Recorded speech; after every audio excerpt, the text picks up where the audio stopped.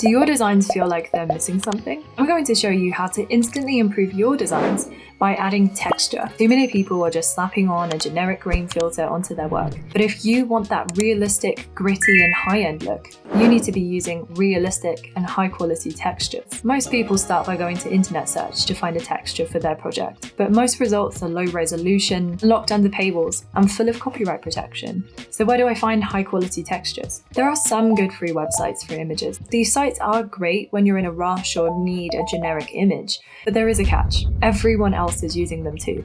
I end up scrolling for days looking for the right texture for my project, but a lot of the good stuff is hidden under paywalls even on these free sites. The solution? If you want to level up your textures and your design and find the perfect fit for your project, make your own at home. Because only you have access to the best quality textures out there, made by you for you. And it's so much easier than you think. Okay, so what gear do I need? You want to start with a scanner. I don't recommend using a phone because we want the highest quality resolution possible. Next thing you're going to need is textures. You can scan literally anything. Since we're starting a new texture library, two main categories: noise and damage. Some material ideas would be different paper with different weights and grit. Try some newspaper. I even use sandpaper. Sandpaper is a great hack to getting a nice grainy look. I used a collection of different transparent sheets. These are great for adding plastic overlays and also are really good for protecting your scanner glass. How do I prep all these materials? You can just go ahead and scan them as they are, but I like to mimic that analog and distressed look. So we can try folding and tearing for those sharp geometric shadows. We can also scratch and scuff the paper, so you can use keys, whatever's lying around your house, crunching your textures, and even spilling stuff on your texture as well looks nice. Even go ahead and use coffee or tea to stain your papers with different colors. Some pro tips for when we're scanning.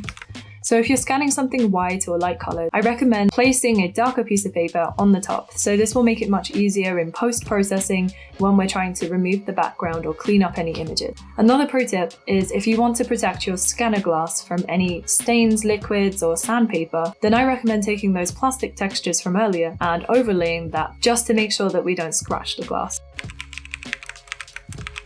So the settings can look a bit different depending what scanner you have. If you want to pick up on all the micro details in your work and have maximum professional quality, I would recommend scanning at 1200 dpi. Export this as a TIFF. This will give Photoshop the most data to work with. This will be the best quality that you can get. And just make sure autocorrection is switched to off. So a good standard quality would be working with 600 dpi and exporting this as a PNG. So you'd be working with an 8-bit depth. So this won't pick up quite as many of those micro details, but will be perfectly fine unless you're doing large format work. But this is also great for picking up those grains and dust and scratches for someone who has less storage space. For an absolute minimum quality though, I'd always make sure that it's set to 300 dpi and you could export this as a PNG, but you might not catch as many of the small details. So this might be quite nice for picking up paper folds and liquids, but not so much for picking up grain and noise. Okay, so we have our scans, but I'm going to show you how to clean those up in Photoshop so that they can be texture library ready. Okay, so I'm over in Photoshop and I have this corrugated sheet that I scanned earlier, and this is super easy. I can just click on select and hit the mask button and just make sure there's no color background layer. And now you can go to File, Export, and export as a PNG. And here's the result. So I have this black folded paper texture. Create a new layer above my image layer. Go to the paint bucket tool, choose a bold primary color. I've gone with red. Fill that second layer. And we're going to drag our color layer below our texture layer. Click on Object Selection tool and click and drag over my paper. And hit the mask button, and now you can see that bold red coming through. So I'm just checking if there's any of that white background left, and mine is all good to go. Don't forget to delete that color layer below, and now you can go to File, Export, and export as a PNG. Now you have your textures. I'm going to show you how to really make them pop in Photoshop and put them on top of your work. I have a poster that I made earlier. So for this one, I'm using a plastic texture.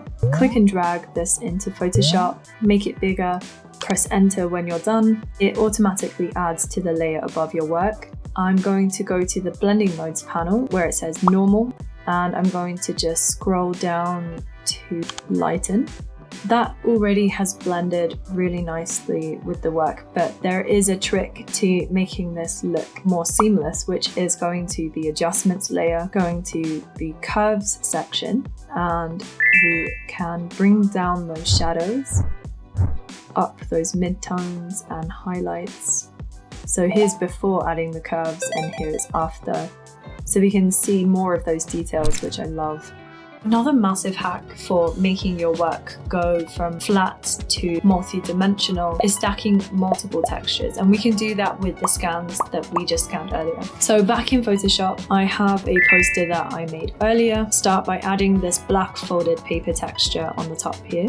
Enlarge it and press enter when you're done. I'm going to head back to the blending modes panel. For this one, I'm selecting screen, go to the adjustments layers, add a curve adjustment, just like we did before, and change those midtones, shadows and highlights so that we can see the texture a bit more clearly. Then I'm going to add a second texture. So this is a sandpaper grainy texture that I scanned before, to add the blending mode color dodge and lower the opacity in my layers panel. And now onto texture number 3, we're going in with another paper texture, changing the blending mode this time to overlay, and take the opacity down slightly.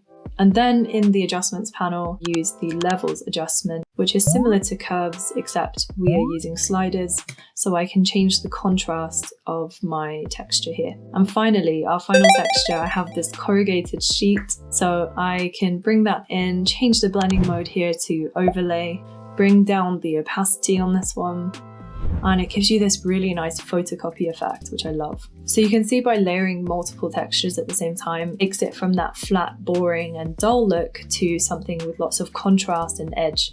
And finally, a super great hack for reusing textures when you're in a hurry. I'm going to bring my lovely corrugated sheet into Photoshop, click on edit and define pattern. Just give it a name, press OK.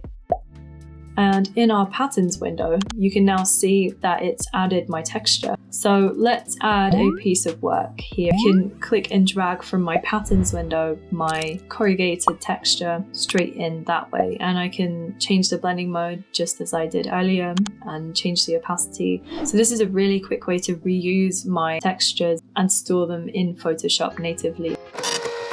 Congratulations! You just built your very own custom asset library, which you can use forever on all your designs. But we're not going to stop there. In the next video, I'm going to show you how to really integrate these textures with displacement maps, so you can actually get all of the folds and integrate your work with the texture, not just laying it straight on top. This will give it that extra professional finish. Subscribe for more. Bye!